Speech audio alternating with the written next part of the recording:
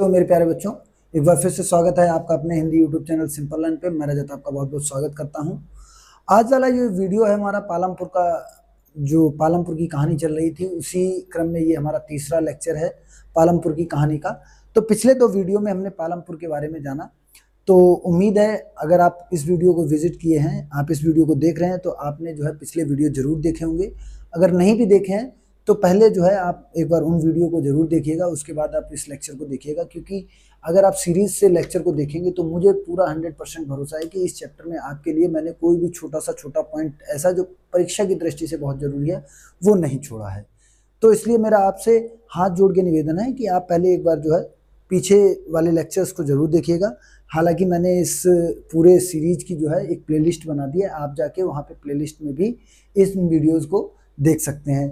तो आप पीछे मेरे लिखा हुआ जो ये पूरी स्टोरी देख रहे हैं, ये मैं पूरी स्टोरी आपके लिए पहले प्रिपेयर करता हूँ। उसके बाद आपके लिए जो इम्पोर्टेंट पॉइंट्स हैं जिनको आपको जानना बहुत ज़रूरी होता है वो मैं इस वीडियो के अंदर लेके आता हूँ। तो ज़्यादा हम इधर उधर की बात नहीं करेंगे, हम अपना सीधा टॉपिक पे चलते हैं, क्योंकि हमको इधर उधर की बातों से कोई लेना देना नहीं है। चलिए देखते हैं कि जैसा कि आप लोगों को पता है कि ये पूरा जो चैप्टर या ये जो पूरा वीडियो होने वाला है ये पालमपुर की कहानी का वीडियो होने वाला है। तो इस वीडियो में आप क्या देख रहे हैं कि इस वीडियो में हम बात करेंगे कि साहब पालमपुर में क्या हुआ था, पालमपुर में पहले लोग कैसे खेती करते थे, 1960 से पहले कैसे गांव में खेती की जाती थी, और 1960 के बाद उनके जीवन में क्या बदलाव आया या क्या चेंजमेंट किए और उससे उनको क्या बेनिफिट मिला।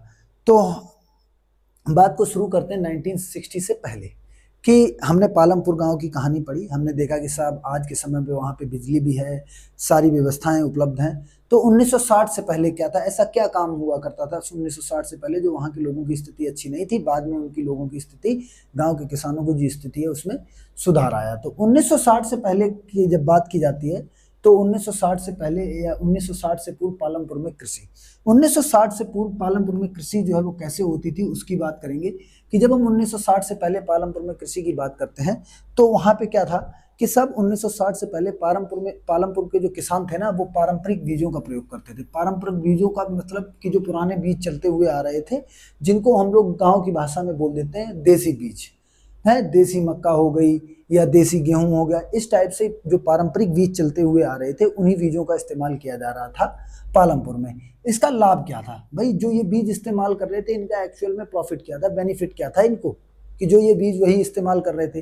तो एक्चुअल में इन बीजों का इस्तेमाल क्यों कर रहे थे, उसका कारण था कि साहब ये जो बीज थे इनके पारंपरिक बीज, इनको उगाने के लिए किसी भी प्रकार का कोई फर्टिलाइजर नहीं चाहिए होता था कि इनको उगाने के लिए सिर्फ और सिर्फ प्राकृतिक खाद की आवश्यकता होती थी। अब आप सोच रहे होंगे साहब प्राकृतिक खाद क्या होती है। जो बच्चे हमारे इस वीडियो को, गांव के बच्चे हमारे इस वीडियो को देख रहे हैं तो उनको पता होता है कि पता होगा, नहीं भी पता होगा फिर भी मैं आपको बता देता हूँ प्राकृतिक खाद क्या होती है। प्राकृतिक खाद जो है वो गोबर से तैयार की जाती है। गोबर से कैसे तैयार की जाती है, आपने देखा होगा आपके घर में जो जानवर रहते हैं, आपकी माताजी या आपकी पिताजी क्या करते होंगे, उन जानवरों के गोबर को एक जगह पे इकट्ठा करते हैं। अब एक जगह पे जब वो गोबर इकट्ठा बना रहता है, फिर जो गड्ढे में ये गोबर डाला जाता है, और फिर क्या होता है जब बरसात के मौसम में पानी बरसता है तो इन गड्ढों में पानी भर जाता है, और उसके बाद ये जो गोबर होता है वो धीरे धीरे से कंपोस्ट में बदल जाता है, और उसी को हम लोग क्या बोलते हैं, प्राकृतिक खाद बोल देते हैं, या आप क्या बोल सकते हैं, कंपोस्ट बोल सकते हैं। तो इन बीजों को, पारंपरिक बीजों को उगाने के लिए उस समय प्राकृतिक खाद का इस्तेमाल होता था। दूसरा लाभ ये था कि साहब इनको उगाने के लिए आपको कम पानी की जरूरत होती थी। तो कम पानी की आवश्यकता की वजह से मतलब इनको कम सिंचाई की आवश्यकता होती थी। दूसरा भैया इनको उगाने के लिए प्राकृतिक खाद इस्तेमाल में लाई जाती थी। तो ये दोनों साधन जो थे ना, ये दोनों साधन किसके पास उपलब्ध थे, किसान के पास। कि भाई उनके पास वर्षा के लिए वो किसके ऊपर डिपेंड रहते थे, सिंचाई के लिए वो किस पे डिपेंड रहते थे, वर्षा पे, और साहब गोबर उनके घर में हो ही जाता था। तो लेकिन बात आती है भाई, ये तो चलो इनके उगाने के लिए जो जो चीज़ों की आवश्यकता थी वो पालमपुर के किसानों के पास थी, लेकिन साहब इसका नुकसान भी तो होगा ना कुछ। ये तो इसके बेनिफिट थे कि भाई पारंपरिक बीजों को उगाने के लिए हमको जो जो चीज़ें चाहिए थी वो सब हमको जो है गाँव में ही मिल रही थी। लेकिन इसकी हानि क्या थी, हानि की बात की जाती तो सबसे ज़्यादा हानि क्या थी कि साहब इसकी उपज कम हुआ करती थी। मतलब अगर 1 हेक्टेयर में हम पारंपरिक बीजों को लगाते थे तो उससे साहब कम मात्रा में उत्पादन होता था। मतलब जैसे मान लीजिएगा एक 100x100 के प्लॉट में हमने गेहूं उगाया तो 1300 या 1500 केजी के आसपास ही गेहूं उत्पादित होता था। तो इससे जब भाई गेहूं कम उत्पादित होगा तो उससे क्या नुकसान होगा, सब जब मार्केट में जाएंगे तो हम 15 केजी का ही तो भाव ले पाएंगे, हमारे पास ज़्यादा गेहूं नहीं होगा तो हमारे पास ज़्यादा पैसा भी नहीं आएगा। तो कम उपज की वजह से इनको आर्थिक लाभ कम होता था। आर्थिक लाभ का मतलब कि इनके पास पैसा भी कम आता था। अब जब साहब सीधी सी बात है कि जब पैसा कम आता था तो पैसा कम आएगा तो क्या होगा कि जब किसान के पास पैसा कम आता है तो वो अपने खर्चों पे कंट्रोल रखता है। मतलब पैसा कम होगा तो वो अपने बच्चों को अच्छे स्कूल में नहीं पढ़ाएगा, अगर वो बीमार हो जाएगा तो अपना इलाज अच्छे अस्पताल में नहीं कराएगा। कहने का मतलब जो बेसिक फैसिलिटीज होती हैं उनमें वो क्या कर देता है, कटौती कर देता है। तो पालमपुर के किसानों में भी क्या हुआ कि साहब उत्पादन कम होता था, उपज कम होने की वजह से उनको आर्थिक लाभ कम होता था, और जिसकी वजह से क्या हुआ, गांव में गरीबी आ गई, जिसकी वजह से गांव में लोग क्या होते हैं, गरीब होते हैं। ये मेनली हर गांव की कहानी है। हमने आपको क्या बताया, जब भी आप पालमपुर की कहानी को पढ़ेंगे तो आप उसको एज ए भारत या एज ए एक अपने गांव को कंसीडर करके पढ़िएगा तो आपको चीजें समझने में आसानी होगी। तो पारंपरिक बीजों के इस्तेमाल करने से उपज कम तो आर्थिक लाभ कम तो उससे क्या होती है, गरीबी बढ़ती है। जब भी किसी की आर्थिक स्थिति में सुधार नहीं होता है, किसी की आर्थिक स्थिति रुपया पैसे के मामले में वो कमजोर होता चला जाता है, तो उसी को हम गरीब कहते हैं। वैसे गरीब की डेफिनेशन कुछ और है, हम लोग आगे बात करेंगे। तो गरीब की डेफिनेशन क्या होगी वो हम लोग आगे चैप्टर में बात करेंगे, आगे आएगा तब हम उस पर बात करेंगे। यहाँ गरीब की बात नहीं करेंगे। तो आप ये समझ लीजिए सीधा सा कि भाई जिनके पास पैसे का अभाव होता है उनको हम गरीब कहते हैं। तो कुल मिलाकर ओवरऑल इसका इम्पैक्ट क्या था, मतलब ओवरऑल जो 1960 से पहले क्या था, पारंपरिक बीजों के इस्तेमाल करने से ओवरऑल नुकसान क्या था। तो साहब ओवरऑल नुकसान क्या था कि कृषि उत्पादन कम होता था। मतलब गांव में जो खेती से जो अनाज पैदा किया जाता है उस अनाज में क्या थी, कमी थी। मतलब जितनी मात्रा में उत्पादन होना चाहिए उतनी मात्रा में उत्पादन ना होके कुछ मात्रा में जो है उत्पादन तो हो रहा था, लेकिन लो लेवल पे हो रहा था, कम स्तर पर हो रहा था। लेकिन फिर क्या होता है 1960 के बाद, अब हम 1960 के बाद की बात करेंगे। तो जो लोग ये कहते हैं ना कि साहब नेहरू जी ने कुछ नहीं किया इस देश के लिए, साहब जिस स्थिति में भारत नेहरू जी को मिला था, अगर उस स्थिति में आज किसी और को मिलता तो हम कह नहीं सकते। हालांकि हो सकता है नेहरू जी से अच्छा भी काम कर सकते थे, हो सकता है, वैसे ज्यादा चांसेस थे कि उस समय में जिस स्थिति में नेहरू जी को मिला था उस स्थिति में अगर आज के समय के किसी लीडर को मिला होता तो आज हमारे हाथों में वास्तविकता में क्या होता, कटोरा होता। कैसे देखिएगा, जब नेहरू जी ने 1960 में ये देखा कि हमारे उत्पादन में कमी है, साहब कहीं ना कहीं कोई दिक्कत चल रही है, तो उन्होंने क्या किया, भारत में वो क्या लेकर आते हैं 1960 के बाद में भारत में क्या आती है 1966 के आसपास जो है भारत में हरित क्रांति का आगमन होता है। अब ये हरित क्रांति क्या थी, जैसा कि आप सबसे समझ रहे हो, हरित मतलब हरी क्रांति इसको बोल सकते हैं, या आप हरित क्रांति का मतलब उत्पादन क्रांति भी बोल सकते हैं। तो हरित क्रांति भारत में आती है 1966 में। अब थोड़ा हरित क्रांति के बैकग्राउंड में जाते हैं कि भाई भारत में कब आती है हरित क्रांति, 1966 में। भारत में इसका जनक किसको कहा जाता है, तो भारत में हरित क्रांति के जो जनक थे वो कौन थे, MS स्वामीनाथन। तो ये बात आपको याद रखनी कि भारत में हरित क्रांति के जनक कौन थे, MS स्वामीनाथन।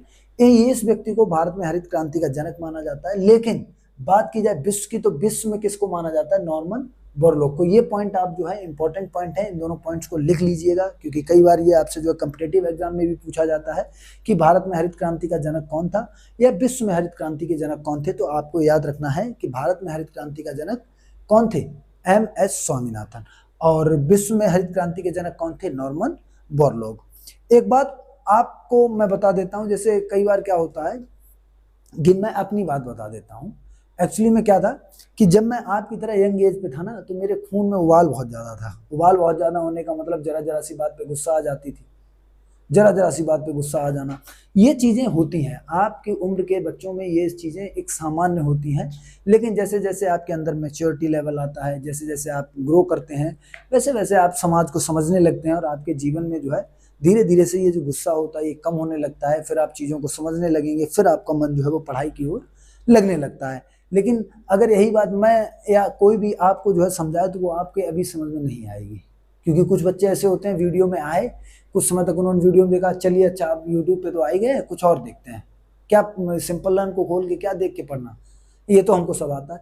एक बात याद रखना कि कबीर दास जी का एक दोहा है, वो क्या कह गए थे, उन्होंने कहा था कि करत करत अभ्यास के जड़ मत होत सुजान, रसरी आवत जात से सिल पर पड़त निशान।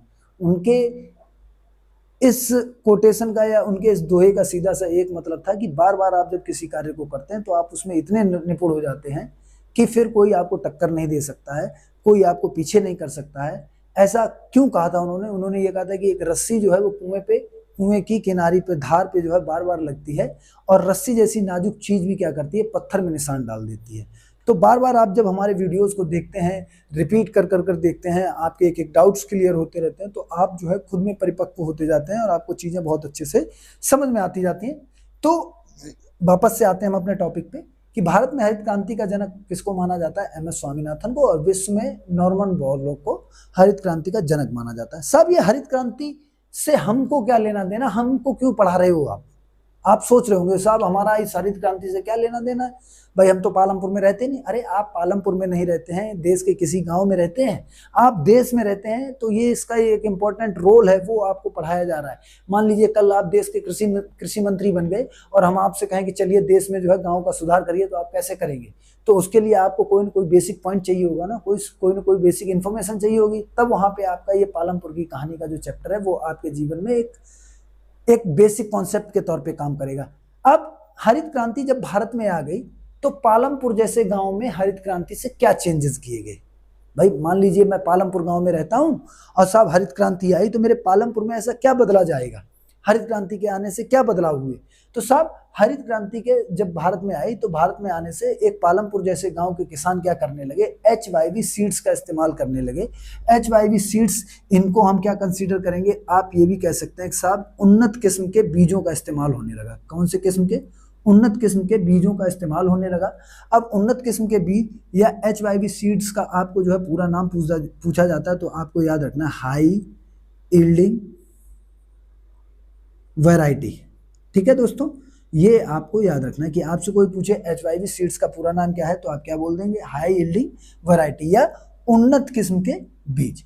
तो उन्नत किस्म के बीजों का प्रयोग किया गया। सबसे पहले जब हरित क्रांति भारत में आई तो सबसे पहले क्या काम किया गया कि सब किसानों को एकदम अच्छी क्वालिटी के बीज दिए गए, जो पारंपरिक बीजों से ज्यादा उत्पादन करने वाले बीज थे वो दिए गए। उसके बाद जहां पहले किसान किसका इस्तेमाल कर रहे थे? प्राकृतिक खाद का।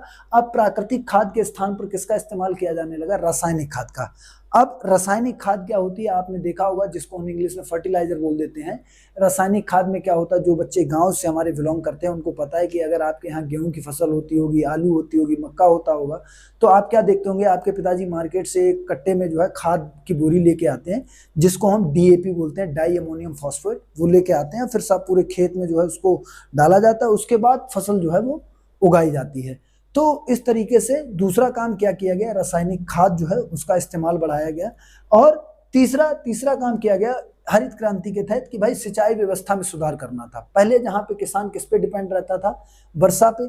अब ये कहा गया कि साहब वर्षा पे डिपेंड नहीं रहना है, अब आपके लिए क्या लगाए जाएंगे? नए नलकूप लगाए जाएंगे और नहरों को जो है और अच्छा बनाया जाएगा, और ज्यादा नहरें बनाई जाएंगी ताकि हर खेत तक हम पानी की व्यवस्था को कर सकें। हमने पिछले वाले वीडियो में आपको बताया है, भारत में 40% खेतों में ही जो है सिंचाई व्यवस्था अच्छी है। बचे हुए 60% में आज भी किसान हमारे किस पे डिपेंड रहते हैं? वर्षा के जल पे। आपने देखा होगा कई बार ये चलता रहता है कि भाई महाराष्ट्र में सबसे ज्यादा किसान हत्या करते हैं, अपनी आत्महत्या कर लेते हैं। उसका कारण है क्योंकि वहां पे जो किसान है ना, वो कपास की खेती करता है, कपास के अलावा वहां कुछ नहीं होता है। क्यों? क्योंकि वहां पे सिंचाई की अच्छी व्यवस्था नहीं है। तो अगर उन जगहों पे आपको अच्छी उत्पादन कराना है तो वहां पे सिंचाई की अच्छी व्यवस्था करनी होगी, और सिंचाई की जहां अच्छी व्यवस्था होती है वहां पे बहुविध प्रणाली को उपयोग में लाया जाता है। आपको हमने बताया था कल वाले चैप्टर में कि बहुविध कृषि प्रणाली के क्या लाभ हैं, इससे किसानों की आय जो है वो कैसे बढ़ती है। जैसे अभी आपने देखा होगा, कोई भी मंत्री रहता है या कोई भी व्यक्ति होता है, या आप अपने प्रधानमंत्री जी को ले लीजिए, वो बार बार क्या कहते हैं कि हम किसानों की आय दोगुनी करेंगे। कैसे करेंगे? आइडिया कुछ नहीं है, करना है, बस बोल दिया मतलब हो गई। उनके हिसाब से बोलने से ही आय दोगुनी हो जाती है, लेकिन आय दोगुनी करने के लिए आपको पालमपुर की कहानी से सीखना चाहिए। पालमपुर की कहानी से हमने क्या सीखा कि अगर उत्पादन बढ़ाना है तो HYV सीड्स, मतलब किसानों में HYV सीड्स बांटिए, अच्छी क्वालिटी के बीज लाइए। उसके बाद प्राकृतिक खाद की जगह रासायनिक खाद, लेकिन रासायनिक खाद भी अच्छी क्वालिटी की और सस्ते दामों पे होनी चाहिए। तीसरा, सिंचाई व्यवस्था अच्छी होनी चाहिए, जहां नहरों में पानी नहीं आ पा रहा है वहां तक पानी पहुंचाइए ताकि हर खेत तक पानी पहुंच जाए, बहुविध प्रणाली आ जाए उससे भी। उसका बाद कीटनाशकों का प्रयोग, अच्छे क्वालिटी के कीटनाशक किसान को देने चाहिए ताकि उसकी फसल खराब ना हो। और उसके बाद उसको अच्छी क्वालिटी के जो कृषि उपकरण होते हैं, जैसे आपने देखा होगा, आप गांव से बिलोंग करते हैं तो हैरो होता है, कल्टीवेटर होता है, या आपका रोडावेटर हो गया, इस टाइप के जो आधुनिक यंत्र हैं उनको जो है लोगों को प्रोवाइड कराने चाहिए, और इन्हीं बदलावों से आप जो है किसान की आय को बढ़ा सकते हैं। ये मैं नहीं कह रहा हूँ, ये 9th की किताब का पहला चैप्टर कह रहा है कि अगर किसी भी व्यक्ति की, किसी भी किसान की अगर आपको इनकम को बढ़ाना है तो आपको उनमें ये 5 बदलाव जो है वो करने चाहिए। अब बात आती है कि साहब ये पालमपुर में जो 1966 में ये जो बदलाव आए थे, ये भारत में सबसे पहले कहाँ पे अपनाए गए? तो भारत में सबसे पहले इन बदलावों को अपनाने वाले जो राज्य थे वो हरियाणा और पंजाब था। इसीलिए आज के टाइम पे क्या देखते हो, हरियाणा और पंजाब का जो किसान है ना साहब, वो सबसे संपन्न किसान मिलेगा। क्यों? क्योंकि हरित क्रांति के तहत जो भी बदलाव करने थे वो सबसे पहले हरियाणा और पंजाब के किसानों ने किए, और उससे उनकी इनकम बढ़ी। ये बात आपसे और हमसे छुपी हुई नहीं है। अगर आप हरियाणा या पंजाब में कभी घूमने जाएंगे तो आपको वहाँ के किसानों की हालत जो है वो देखने से समझ में आ जाएगा कि साहब इनकी आर्थिक स्थिति कैसी है। अब जब ये हरित क्रांति आ गई तो इस हरित क्रांति में जब ये चेंजेस कर दिए गए पालमपुर में, पालमपुर के किसान अब HYV सीड्स का इस्तेमाल करने लगे, प्राकृतिक खाद के स्थान पर रासायनिक खाद इस्तेमाल करने लगे, सिंचाई की व्यवस्था में उन्होंने ट्यूबवेल लगवा लिए, सरकार ने नलकूप लगवाए, नहरों की व्यवस्था हो गई। उसके बाद उन्होंने कीटनाशकों का प्रयोग करना सीख लिया, और साथ में वो ट्रैक्टर वगैरह जो है, ट्रैक्टर हो गए या कल्टीवेटर, हैरो, रोडावेटर, थ्रेसर, इन चीजों को ले आए। क्योंकि पहले क्या होता था, किसान बैल द्वारा हल से खेती करता था। अब उनके स्थान पर जब ट्रैक्टर आ गए तो उससे क्या हुआ, उससे सब किसानों की कृषि उपज में वृद्धि होगी। पहले जहाँ पे खेती में 1300 केजी पर हेक्टेयर की उत्पादन हो रहा था, वो बढ़ के जो है वो 3200 केजी पर हेक्टेयर पर पहुंच गया। कि किसानों ने कृषि उपज में वृद्धि हुई, और कृषि उपज में वृद्धि हुई तो कौन सी कृषि उपज में वृद्धि हुई कि साहब गेहूं और धान की उपज में वृद्धि हुई थी। किसमें वृद्धि हुई थी? गेहूं और धान की उपज में वृद्धि हुई। तो ये बात आपको अपने भेजे में डाल लेनी है। क्या बात भेजे में डालनी है कि साहब जब हरित क्रांति आई तो हरित क्रांति से गेहूं और धान की फसल में जो है उनकी उपज में वृद्धि हुई थी। उसके बाद हमने क्या देखा कि पालमपुर में जहां पहले लोग पारंपरिक बीजों का इस्तेमाल करके 1300 केजी पर हेक्टेयर का उत्पादन कर पा रहे थे, लेकिन हरित क्रांति के बाद जो ये चेंजेस किए गए, इन चेंजेस की वजह से 1300 केजी पर हेक्टेयर की जगह पर अब 3200 केजी पर हेक्टेयर का उत्पादन होने लगा। भाई सीधी सी बात है, जहां पहले 1300 केजी उत्पादन हो रहा था वहां 3200 केजी, तो इससे क्या हुआ होगा भाई? किसान जब मंडी में पहले 1300 केजी लेके जाता था, अब 3200 केजी लेके जा रहा है, तो ज्यादा पैसा अब मिलेगा या पहले मिलता था? अब मिलेगा। तो इससे क्या हुआ, किसानों के पास ज्यादा पैसा आया। जब किसानों के पास ज्यादा पैसा आता है तो वो क्या करते हैं, अपनी स्थिति में सुधार लाते हैं, अपने बच्चों को अच्छे स्कूल में पढ़ाएंगे, अपने लिए अच्छा मकान बनाएंगे, अपना अच्छा इलाज कराएंगे। आपको ये चीजें देखने को मिलेंगी। उसके बाद थोड़ा कुछ नोट पॉइंट है, उन पे जरा जिक्र कर लेते हैं। लेकिन जब हम बात करते हैं 1965-66 की, मतलब जब ये हरित क्रांति भारत में आई थी, तब जब हरित क्रांति भारत में आई थी तो कृषि उत्पादन मात्र 10 मिलियन टन था। कितना था? 10 मिलियन टन। लेकिन जब ये 2014 तक की बात की जाए तो 2014-15 में ये बढ़ के कितना हो गया था? 94 मिलियन टन। कितना हो गया था? 94 मिलियन टन। तो हमने क्या देखा साहब, 84 मिलियन टन का क्या हो गया?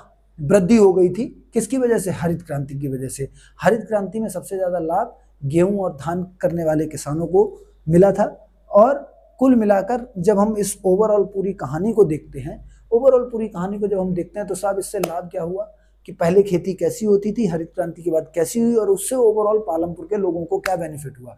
तो ओवरऑल जो बेनिफिट हुआ था वो क्या हुआ था कि साहब पालमपुर के किसानों की आर्थिक स्थिति में सुधार हुआ और गांव के लोगों के जीवन स्तर भी सुधरा। भाई इससे हुआ क्या कि जो पालमपुर के किसान थे ना, अब साहब पहले जो कम पैसा कमा रहे थे, जब उनके पास अच्छा पैसा आया, तो उनके जीवन स्तर में क्या हुआ? सुधार हुआ।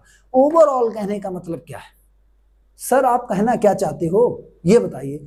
तो मैं ये कहना चाहता हूं कि अगर आपको किसानों की आर्थिक स्थिति में सुधार कर दिया, अगर आपने किसानों की आर्थिक स्थिति में सुधार कर दिया, और किसानों की आर्थिक स्थिति में सुधार का सिर्फ और सिर्फ एक ही तरीका है, वो भी कृषि से उत्पादन को बढ़ाकर। क्यों? क्योंकि पालमपुर जैसे गांव में 75% लोग प्रत्यक्ष या अप्रत्यक्ष रूप से किससे जुड़े हुए थे?